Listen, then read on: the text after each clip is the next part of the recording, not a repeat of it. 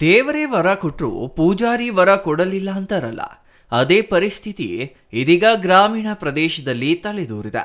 ಸರ್ಕಾರದಿಂದ ಗ್ರಾಮೀಣ ಅಭಿವೃದ್ಧಿಗಾಗಿ ವಿವಿಧ ಯೋಜನೆಗಳಲ್ಲಿ ಅನುದಾನ ಬಂದರೂ ಕೂಡ ಗ್ರಾಮ ಪಂಚಾಯಿತಿ ಅಧಿಕಾರಿಗಳು ಅದನ್ನು ಸಮರ್ಪಕವಾಗಿ ಅನುಷ್ಠಾನ ಮಾಡುವಲ್ಲಿ ವಿಫಲರಾಗುತ್ತಿರುವ ಕಾರಣ ಗ್ರಾಮೀಣ ಜನರು ತೀವ್ರ ಸಂಕಷ್ಟ ಎದುರಿಸುವಂತಾಗಿದೆ.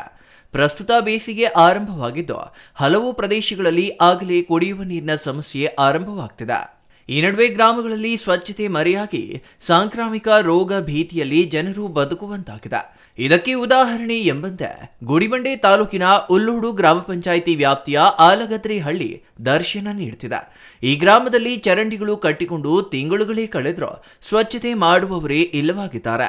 ಚರಂಡಿಗಳ ಸ್ವಚ್ಛತೆಗೆ ಗಮನ ನೀಡಬೇಕಿದ್ದ ಗ್ರಾಮ ಪಂಚಾಯಿತಿ ಅಧಿಕಾರಿಗಳು ಇದಕ್ಕೂ ತಮಗೂ ಸಂಬಂಧವೇ ಇಲ್ಲ ಎನ್ನುವಂತೆ ವರ್ತಿಸುತ್ತಿದ್ದು, ಪ್ರಸ್ತುತ ಬೇಸಿಗೆಯಲ್ಲಿ ಸೊಳ್ಳೆಗಳ ಕಾಟದಿಂದ ಜನರಿಗೆ ಸಾಂಕ್ರಾಮಿಕ ರೋಗ ಹರಡಿದ್ರೆ ಹೊಣೆ ಯಾರು ಎಂಬ ಗ್ರಾಮಸ್ಥರ ಪ್ರಶ್ನೆಗೆ ಉತ್ತರಿಸುವವರೇ ಇಲ್ಲವಾಗಿದ್ದಾರೆ.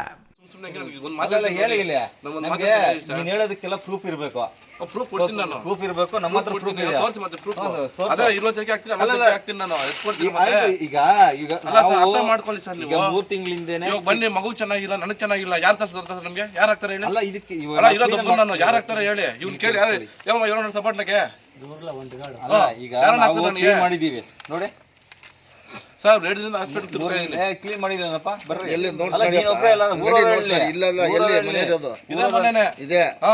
ಊರವರಲ್ಲೇ ಹೇಳ್ಬೇಕಲ್ಲ. ಅಲ್ಲಿ ನೋಡಿ, ಅದರಿಂದ ಏನು ಬರಲ್ವಾ?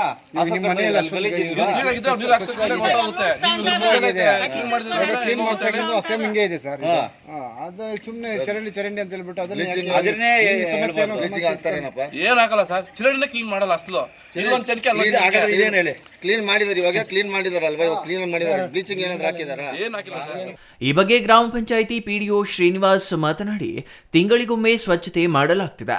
ಉಲ್ಲೋಡು ಪಂಚಾಯಿತಿ ವ್ಯಾಪ್ತಿಯ ಎಲ್ಲಾ ಗ್ರಾಮಗಳಿಗೂ ಭೇಟಿ ನೀಡಿ ಸ್ವಚ್ಛತೆ ಕಾಪಾಡುವ ಭರವಸೆ ನೀಡಿದ್ದಾರೆ. ಆದರೆ ಅವರ ಮಾತು ಕೇವಲ ಹೇಳಿಕೆಗೆ ಮಾತ್ರ ಸೀಮಿತವಾಗಿದ್ದು, ಅದು ಕಾರ್ಯರೂಪಕ್ಕೆ ಬರುತ್ತಿಲ್ಲ ಎಂದು ಗ್ರಾಮಸ್ಥರು ಕಿಡಿಕಾರಿದ್ದಾರೆ. ಒಟ್ಟಿನಲ್ಲಿ ಗ್ರಾಮಗಳ ಸ್ವಚ್ಛತೆಗಳು ಗ್ರಾಮ ಪಂಚಾಯಿತಿಗಳು ಗಮನ ಹರಿಸದಿದ್ರೆ ಮುಂದಿನ ದಿನಗಳಲ್ಲಿ ಸಮಸ್ಯೆಗಳು ಉಲ್ಬಣವಾಗುವ ಎಲ್ಲಾ ಸೂಚನೆಗಳು ಗೋಚರಿಸುತ್ತಿವೆ. Satish Babu, CTV news, Gudibande.